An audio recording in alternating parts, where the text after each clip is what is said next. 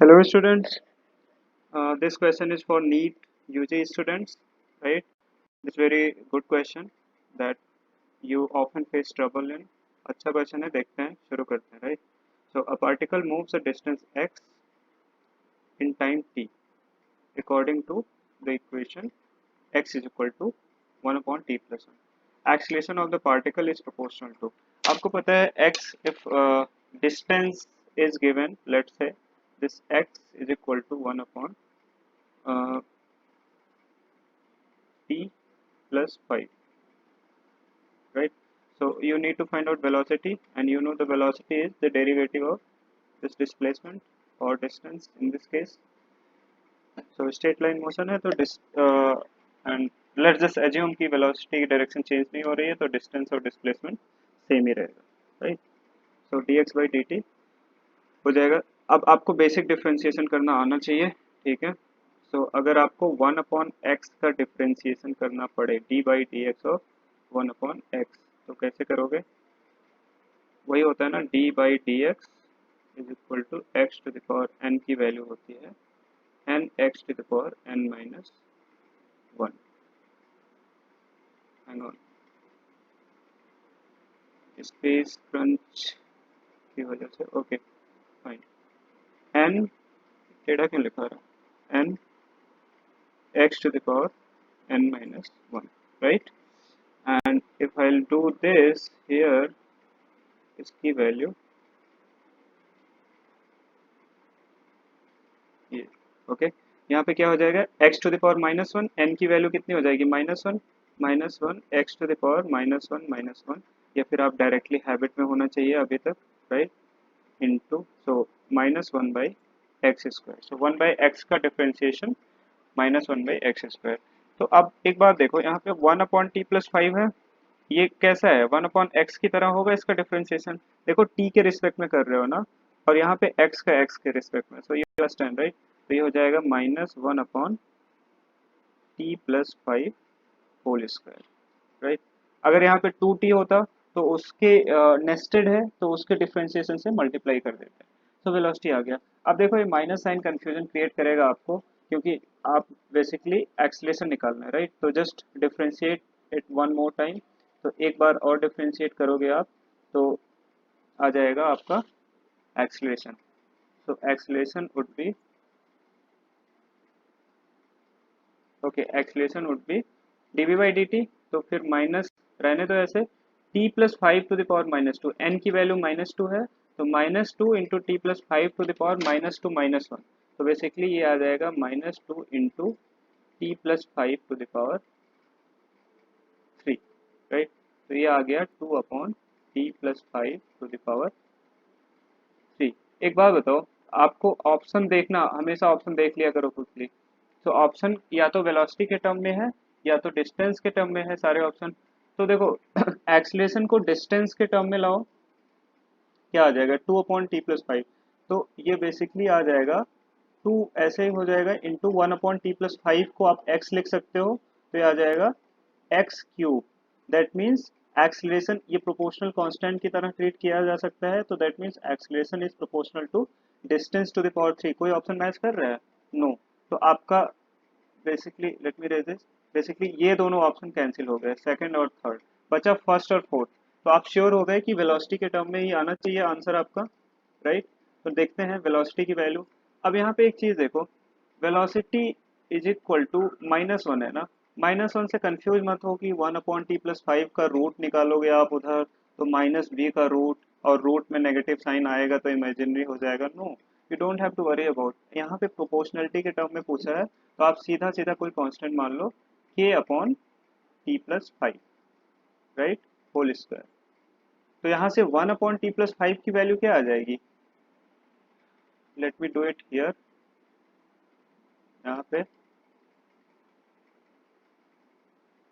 यहाँ पे मान लो क्या आ जाएगा? 1 upon T plus 5, 1 upon T plus 5 की वैल्यू आ जाएगी v अपॉन के, कोई कांस्टेंट ऐसे ही. ये सब माइंड में करना है, लिखना नहीं आपको एग्जाम में, मैं बस समझाने के लिए कर रहा हूँ. To the power 1 upon 2. अब 1 अपॉन टी प्लस 5 की जगह पे यहाँ पे रख दोगे ना, एक्सप्रेशन कितना आ जाएगा? टू ऐसे ही कोई कांस्टेंट है, 1/t+5 को क्या लिख सकते हो, v/k⁴ और इसकी होल टू द पावर कितना है 3, और ये पावर मल्टीप्लाई होगा, ध्यान देना। सो ये 2 इंटू v⁴ अपॉन कोई constant, let it be to the power 3/2, right. तो ये पूरा मिला के एक नया प्रोपोर्शनलिटी कांस्टेंट की तरह ट्रीट किया जा सकता है ना, let's say c into v⁴ तो acceleration is directly proportional to what, velocity to the power 3/2, ये वाला। तो पहला आंसर सही हो गया कि नहीं, राइट। तो आपने जल्दी से एक क्वेश्चन कर लिया। Let's do another question, straight line motion का ही है, ठीक है, ये वाला, ये question. This question is also bit, you must understand math here. तो फिजिक्स में ज़्यादा वो नहीं है, बट मैथ की वजह से ये क्वेश्चन गलत करके आ पाओगे। But you have to be smart in this question, आपको स्मार्टली एलिमिनेट करना है ऑप्शन, ठीक है। उस हमेशा आप क्या करो फिजिक्स में, नीट वाले स्टूडेंट्स के बारे में बात कर रहा हूँ, आप एलिमिनेट किया करो option, so that chances of being correct would increase, आपके करेक्ट होने के चांसेस इंक्रीज हो जाएंगे, राइट। अगर आपने दो ऑप्शन एलिमिनेट कर दिया, बचा दो, तो 50-50% चांस हो गया, राइट। अगर एक एलिमिनेट किया तो 33-33-33% चांस हो गया करेक्ट होने का, राइट। तो वैसे ही, और चारों पे अगर आप गेस कर रहे हो तो फिर 25%, तो दैट्स वेरी लेस, राइट। तो अगर 50% रहा करे चांस, तो जरूर आंसर मार्क करके आया करो, ठीक है। Just take your luck, right. Okay, so x is equal to क्या गिवन है यहाँ पे, displacement x of a particle varies with time, ऐसे वेरी कर रहा है। अब देखो ये सब इग्नोर कर देते हैं हम लोग, ये सब इग्नोर नहीं करना है, ए बी अल्फा बीटा और पॉजिटिव कॉन्स्टेंट्स इग्नोर मत करो, this will give you the answer, यही आंसर देगा आपका। Velocity of the particle will be, velocity पूछा है, एक बार डिफ्रेंशिएट करना होगा, ठीक है। आपको ये दिया है alpha t plus b e to the power beta t, right. So let's just differentiate it, अभी ऊपर मैंने डिफरेंशिएशन बताया है ना, dx/dt। सो एक बात ध्यान देना, e to the power x का डिफरेंशिएशन और इंटीग्रेशन दोनों e to the power x होता है, राइट। तो यहाँ पे देखो a कांस्टेंट है, बाहर आ गया, e to the power x, इस माइनस अल्फा टी को x की तरह ट्रीट करो, और e की पावर x का डिफरेंशिएशन क्या हो जाएगा, minus alpha T, into multiplication में जो x है वो t नहीं है, केवल t नहीं है, उसमें कुछ मल्टीप्लाइड है, तो इस पूरे x को, जिसको x माना है, उसका भी डिफरेंशिएशन करोगे तो कितना आ जाएगा, माइनस अल्फा, प्लस इधर आ जाए सिमिलरली b, बाहर आ गया कांस्टेंट है, e to the power x, x is beta t को आप x मान लो, और फिर कर दो beta t into beta t को फिर से डिफ्रेंशिएट करना पड़ेगा क्योंकि t में मल्टीप्लाइड है, इतना आ गया। अब देखो ये वेलोसिटी की वैल्यू आ गई a, यहाँ माइनस कर लो, minus a alpha e to the power minus alpha t plus b beta e to the power beta t, right. Okay, अब देखो करते हैं, देखते हैं कि ऑप्शन क्या क्या है। पहला, decrease with time, velocity will decrease with time, velocity will be independent of alpha beta, velocity will drop to zero when alpha equal to beta, increase with time. एक बात बताओ, decrease with time increase with time छोड़ देते हैं थोड़ी देर के लिए, second पे आते हैं, velocity will be independent of alpha beta, alpha आ रहा है ना यहाँ पे, बीटा भी आ रहा है यहाँ पे, ठीक है। तो वेलोसिटी इंडिपेंडेंट है अल्फा बीटा से, नहीं, अल्फा भी है बीटा भी है, तो ये ऑप्शन चला गया, right. Drop to zero when alpha equal to beta, velocity zero होगा, आप रख दो अल्फा इक्वल टू बीटा, यहाँ भी अल्फा कर दो, यहाँ भी अल्फा कर दो, यहाँ भी अल्फा कर दो, यहाँ भी अल्फा कर दो, कभी जीरो आएगा, चलो करके देखते हैं।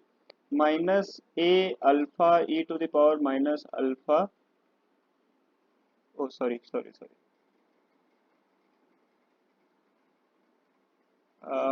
ओके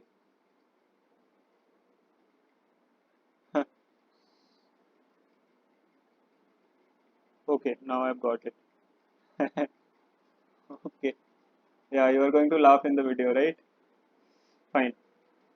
सो यहाँ पे क्या था, plus b into beta e to the power, ठीक है। ये आपका आया alpha into t, minus alpha into t, यहाँ बी, बीटा को अल्फा लिख रहे हो, beta equal to alpha, right, e to the power alpha into t, देखो जीरो हो रहा है क्या, ए से मल्टीप्लाइड है इधर बी से, और ए इक्वल टू बी भी कर दोगे तब भी जीरो नहीं होगा, क्योंकि ये minus e to sorry e to the power minus alpha t है और e to the power alpha t है। तो अगर आपको क्वेश्चन ऐसे क्वेश्चन बनाया करो अपने आप से, आई ऑलवेज से ऐसे ही कुछ कुछ स्टूपिड क्वेश्चन बनाया करो, it will give you confidence. तो अगर ए इक्वल टू बी रख दो तब क्या जीरो हो रहा है, दोनों अगर दिया ए इक्वल टू बी और अल्फा इक्वल टू बीटा, तब वेलोसिटी जीरो हो रही है, नहीं होगी, क्योंकि यहाँ e to the power minus alpha t है, e to the power plus alpha t है, it can not be zero. ठीक है, तो ये वेलोसिटी आ गया। ओके, सो सेकंड ऑप्शन भी कैंसिल हो गया, गलत। अब आपका 50-50 चांस है, decrease with time increase with time. अब यहाँ पे गेस मत लगाओ, बिकॉज बहुत ही इजी वे में आ जाएगा। अगर आपको ई टू द पावर एक्स का ग्राफ नहीं भी पता है, e to the power x का ग्राफ ऐसे कुछ होता है, ठीक है, एक्स इक्वल टू जीरो पे वन, और e to the power x, ये वाई हो गया, वाई एक्सिस, और ये एक्स एक्सिस, राइट। तो ऐसे ऐसे जैसे जैसे x बढ़ेगा वैसे वैसे e to the power x बढ़ेगा। तो आप ऐसे ही सोचो e की वैल्यू क्या होती है, 2.7, राइट। अब देखो 2.7 की पावर में increase with time, alpha beta और ये सब कांस्टेंट है, ये वाला एक्सप्रेशन ध्यान देना, ये वाला, ठीक है। अल्फा बीटा ए बी सब कांस्टेंट है, टाइम जब इंक्रीज करोगे v is a function of time, ऐसे लिखते हो ना एफ टी। सो यहाँ minus alpha a, e to the power 2.7 है, 2 पॉइंट सॉरी ई की वैल्यू 2.7 है, इसकी पावर में अगर अल्फा की वैल्यू कुछ भी ले लो, टाइम अगर बढ़ाओगे तो इस वाले टर्म की बात करते हैं, प्लस इसको भी लिख ही देते हैं अभी, beta e to the power beta t, ठीक है। अगर टाइम बढ़ाओगे तो अल्फा टी की वैल्यू बढ़ेगी, अब उसमें माइनस भी लगा है। चलो इसको ऐसे और आसान तरीके से समझते हैं, ये okay. So minus a alpha, नीचे ले आओ इसे, 2.7 to the power alpha t, और इस ये तो पॉजिटिव है, इसको ऐसे ही रहने दो, e to the power beta t. आप सोचो अल्फा टी बढ़ रहे हो, बढ़ा रहा है, तो कोई एक से बड़ा नंबर है ना 2.7, उसके पावर में कोई वैल्यू बढ़ रही है, तो डिनोमिनेटर बढ़ रहा है, राइट। डिनोमिनेटर बढ़ेगा तो वन अपॉन डिनोमिनेटर घटेगा, मतलब ये पूरी वैल्यू घटेगी।